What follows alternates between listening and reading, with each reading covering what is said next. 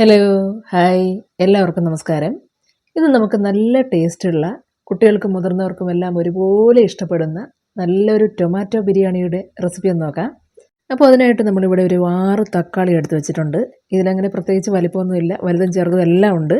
അപ്പോൾ തൂക്കി നോക്കി കഴിഞ്ഞപ്പോഴേക്കും 600 ഗ്രാം ഉണ്ടായിരുന്നു. ഇനി ആദ്യം ചെയ്യേണ്ടത് ഈ തക്കാളിയെല്ലാം ഇഡ്ഡലി പാത്രത്തിൽ വെച്ച് ആവി കയറ്റി വേവിച്ചെടുക്കുകയാണ്.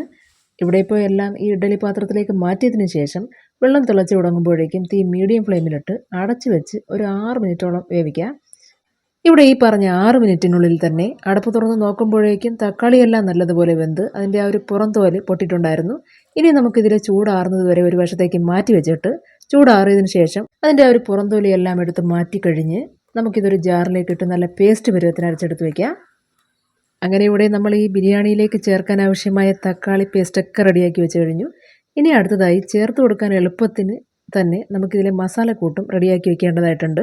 അതിനായിട്ടൊരു ബൗളിലേക്ക് 1.5 ടേബിൾ സ്പൂൺ മുളക് പൊടി, 1 ടേബിൾ സ്പൂൺ ഗരം മസാലപ്പൊടി, 1/2 ടേബിൾ സ്പൂൺ ചെറിയ ജീരകം നന്നായിട്ട് ചതച്ചെടുത്ത് വെച്ചത്, ഒപ്പം തന്നെ 1/4 ടീസ്പൂണിൽ താഴെ മഞ്ഞൾപ്പൊടി, ഇവയെല്ലാം കൂടി ചേർത്ത് നന്നായിട്ടൊന്ന് മിക്സ് ചെയ്ത് വയ്ക്കുക. അങ്ങനെ അതും ഒന്ന് റെഡിയാക്കി വെച്ച് കഴിഞ്ഞാൽ ഇനി നമുക്കൊരു അടിക്കട്ടിയുള്ള ഉരുളി അടുപ്പത്തേക്ക് വെച്ചിട്ട് അതിലേക്ക് 2 ടേബിൾ സ്പൂൺ വെളിച്ചെണ്ണ ഒഴിച്ചു കൊടുക്കാം. ഒപ്പം തന്നെ 1 ടേബിൾ സ്പൂൺ നെയ്യ് കൂടി ഒഴിച്ചു കൊടുക്കുക. ഇനി ഈ ചേർത്ത് കൊടുത്ത വെളിച്ചെണ്ണയും നെയ്യുമെല്ലാം നല്ലതുപോലെ ഒന്ന് ചൂടായി തുടങ്ങുമ്പോഴേക്കും അതിലേക്ക് 7 ഗ്രാമ്പു, 7 ഏലയ്ക്ക, ഒരു വലിയ പീസ് കറുവപ്പട്ട, ഒരു ഉണങ്ങിയ വയണയില, ഇവ 4 കൂടി ഒന്ന് ചേർത്ത് കൊടുക്കുക. ശേഷം ഇനി ഇതോടൊപ്പം നമുക്ക് ചേർത്ത് കൊടുക്കേണ്ടത് 1/2 ടേബിൾ സ്പൂൺ പെരുംജീരകം, അതായത് വലിയ ജീരകവും ഒരു 3 പച്ചമുളക് നെടുകെ കീറിയതും കൂടിയാണ്. ഇവ രണ്ടും കൂടി ചേർത്ത് കൊടുത്തു കഴിഞ്ഞ് ഇനി ഈ പെരുംജീരകമെല്ലാം പൊട്ടിത്തിരുന്നത് വരെയും ജസ്റ്റ് ഒന്ന് ഇളക്കി കൊടുക്കുക. അപ്പോൾ ഇവിടെ ഈ ചേർത്ത് കൊടുത്ത പെരുംജീരകമെല്ലാം പൊട്ടിയിട്ട് ഈ സ്പൈസസൊക്കെ ചെറിയ തോതിലൊന്ന് മൂത്ത് വരുമ്പോഴേക്കും ഇനി ഇതിലേക്ക് ഒരു 3 മീഡിയം സൈസ് സവാള സ്ലൈസ് ചെയ്തത് ഇട്ട് കൊടുക്കുക. ശേഷം ഇതോടൊപ്പം ഇഞ്ചിയും വെളുത്തുള്ളിയും കൂടി നന്നായിട്ട് അരച്ചെടുത്തത് 2 ടേബിൾ സ്പൂൺ അളവിലും 1 ടീസ്പൂൺ അളവിൽ ഉപ്പും കൂടി ചേർത്ത് വഴറ്റി തുടങ്ങാം. സവാളയെല്ലാം അത്യാവശ്യം നല്ലതുപോലെ വഴണ്ട് കുഴഞ്ഞു വരുന്നത് വരെയും തുടരെ ഒന്ന് ഇളക്കി കൊടുക്കുക.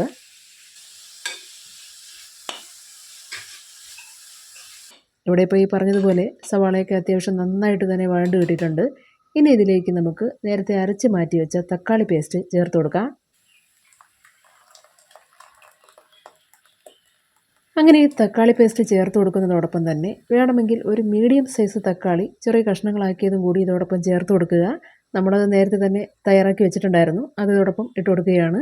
കൂടാതെ മിക്സ് ചെയ്ത് മാറ്റി വെച്ച മസാലക്കൂട്ടും കുറച്ച് മല്ലിയിലയും കൂടി ചേർത്ത് നമുക്കിതൊന്ന് വഴറ്റാം. മല്ലിയിലയോടൊപ്പം കുറച്ച് പുതിന ഇല കൂടി ചേർത്ത് കൊടുത്തു കഴിഞ്ഞാൽ നന്നായിരിക്കും. ഇവിടങ്ങളിലത് കിട്ടാൻ പ്രയാസമായതുകൊണ്ടാണ് ചേർത്ത് കൊടുക്കാത്തത് കേട്ടോ. അങ്ങനെ ഈ ചേരുവകളെല്ലാം ചേർത്ത് കൊടുത്തതിന് ശേഷം ഇനി ഈ മസാലക്കൂട്ടിലെ ആ ഒരു പച്ചമണമെല്ലാം മാറുന്നത് വരെയും അല്ലെങ്കിൽ ആ ഒരു തക്കാളിയിലെ ജലാംശം കംപ്ലീറ്റ് ആയിട്ട് വറ്റുന്നത് വരെയും തീ മീഡിയം അല്ലെങ്കിൽ ഹൈ ഫ്ലെയിമിലിട്ട് തുടരെ ഇളക്കി നമുക്കിതൊന്ന് വഴറ്റിയെടുക്കാം. ഇങ്ങനെ വഴറ്റി കൊടുത്തില്ല എന്നുണ്ടെങ്കിൽ നമ്മൾ ഈ തയ്യാറാക്കിയെടുക്കുന്ന ബിരിയാണിയിൽ തക്കാളിയുടെ ആ ഒരു പുളിപ്പായിരിക്കും എടുത്ത് നിൽക്കുക. അതുകൊണ്ട് കഴിവതും നല്ല രീതിയിൽ തക്കാളി വഴറ്റിയെടുക്കാൻ ശ്രദ്ധിക്കണം കേട്ടോ. അതുപോലെ ഇങ്ങനെ ഇളക്കി കൊടുക്കുന്ന സമയത്ത് ടേസ്റ്റ് നോക്കിയിട്ട് എത്രത്തോളം ഉപ്പ് ആവശ്യമുണ്ടോ അതിനനുസരിച്ച് ഉപ്പ് ചേർത്ത് കൊടുക്കുക. നമ്മളിവിടെ 1 ടീസ്പൂൺ അളവിൽ കൂടി ഉപ്പ് ചേർത്ത് ഇളക്കി കൊടുക്കുകയാണ്. അങ്ങനെ ഇളക്കി കൊടുത്ത് തക്കാളിയിലെ ജലാംശം ഈ കാണുന്നത് പോലെ നന്നായിട്ട് തന്നെ വറ്റി വരുമ്പോഴേക്കും ഇതിലേക്ക് നമുക്ക് 500 ഗ്രാം കൈമ റൈസ് വേവിച്ച് മാറ്റി വെച്ചത് ഇട്ട് കൊടുക്കാം. കൈമ റൈസോ ബസ്മതി റൈസോ നിങ്ങളുടെ ഇഷ്ടത്തിനനുസരിച്ച് ഏത് റൈസ് വേണമെങ്കിലും എടുക്കാവുന്നതാണ്. പിന്നെ നമ്മൾ ഈ റൈസ് ഉപ്പിട്ട് തന്നെയാണ് വേവിച്ചെടുത്തിട്ടുള്ളത്. സോ ഇനി നമുക്കിതിലേക്ക് ഉപ്പ് ചേർത്ത് കൊടുക്കേണ്ട ആവശ്യം വരുന്നില്ല. അപ്പോൾ ഇനി നന്നായിട്ടൊന്ന് മിക്സ് ചെയ്താൽ തന്നെയും നമ്മുടെ കിഡിലനായിട്ടുള്ള നല്ല ഹെൽത്തി ആയിട്ടുള്ള തക്കാളി ടൊമാറ്റോ ബിരിയാണി റെഡിയായി കിട്ടും. ഇനി ഇതിലേക്ക് വേണമെന്നുണ്ടെങ്കിൽ കശുവണ്ടി, ഉണക്കമുന്തിരി ഇവയൊക്കെ വറുത്ത് ചേർത്ത് കൊടുക്കാം. പക്ഷേ അതിൻ്റെ ആവശ്യമില്ല, അല്ലാതെ തന്നെ നല്ല ടേസ്റ്റാണ് കേട്ടോ. അപ്പോൾ ഇന്നത്തെ വീഡിയോ അതുപോലെ എല്ലാവർക്കും ഇഷ്ടമായെന്നുള്ള പ്രതീക്ഷയോടുകൂടി നിർത്തുന്നു. മറ്റൊരു വീഡിയോയുമായി വീണ്ടും കാണുന്നതുവരേക്കും നന്ദി, നമസ്കാരം.